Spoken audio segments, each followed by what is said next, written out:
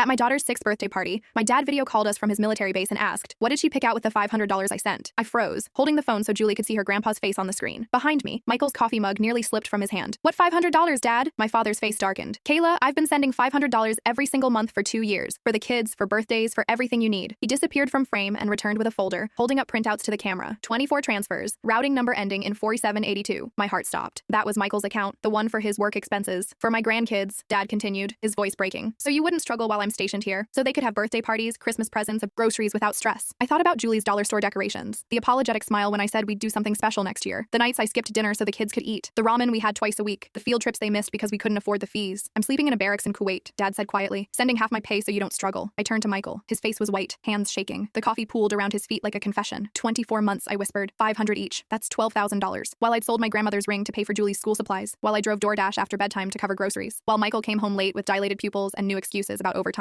"You've been stealing from my father while our kids went without." The silence was deafening except for Julie's laughter from the backyard. "I was going to tell you." "Tell me what?" I grabbed his phone. "Show me where $12,000 went." His hands trembled as he unlocked it. I saw the deposits from Kuwait, then the withdrawals. ATM at casino, $200. ATM at casino, $300. Again and again. "I have a problem," he whispered. "You had $500 coming in every month while I skipped meals." My voice was deadly quiet, while Julie cried because she thought Santa didn't love her. Dad's voice cut through, cold and steady. "Michael, did my granddaughter eat ramen on her birthday while you had my money in your pocket?" Michael couldn't look at the screen. I scrolled through more transactions. July 15th. That was Julie's first soccer game. August 3rd. Her dance recital. "You weren't stuck in traffic. You were gambling while I sat alone making excuses for why Daddy couldn't make it." The Christmas memory hit me like a sledgehammer. I told the kids Santa was having a tough year. Julie made a list of ways to be better so Santa would love her next time. My voice cracked. "You had $1,000 in November and December while I wrapped dollar store toys in newspaper. While our daughter spent a year trying to be better because you made her believe she wasn't good enough." Julie ran inside, her paper crown sliding. "Mommy, can we have cake now?" I looked at her sweet face, then at the homemade cake I decorated at 2 a.m. after my shift. "Yes, baby. Go get your friends." When she left, Dad's voice cut through like a blade. "I'm on the next flight home. Emergency leave. 24 months of wire fraud, Michael." Michael's face went gray. "Pack the kids' things tonight, Jim," Dad said to me, gentler now. "You're done struggling alone. I'll be there in 18 hours. I looked at Julie's birthday crown on the counter, paper plates and aluminum foil. She never knew her grandfather had sent money for a real one. "You didn't just steal money," I said quietly. "You stole their relationship with him. Julie thinks her grandpa doesn't care. You stole that from her." Dad was putting on his uniform jacket. I heard Mom on another phone in the background saying, "Forensic accountant. 18 hours, Dad repeated. "And Michael, you better not be there when I arrive." The call ended. Michael took a step toward me, jaw clenched, fists tight. I slipped my phone under the counter and typed 3 words to Dad without looking down. Julie burst back through the door asking for juice boxes. I forced a smile that felt like breaking glass while Michael stepped back into the corner. She skipped outside, completely unaware her whole world was about to change. I handed her the drinks with shaking hands and watched through the window as she laughed with her friends in their dollar store party hats. Behind me, Michael started talking about how I didn't understand, how he'd pay it back. I hit record on my phone and set it on the counter between us, the red light blinking like a warning. He kept talking. I kept recording. Every excuse, every justification, every admission that he'd taken the money, but insisted it was just borrowing. 18 hours, I thought. Just 18 more hours.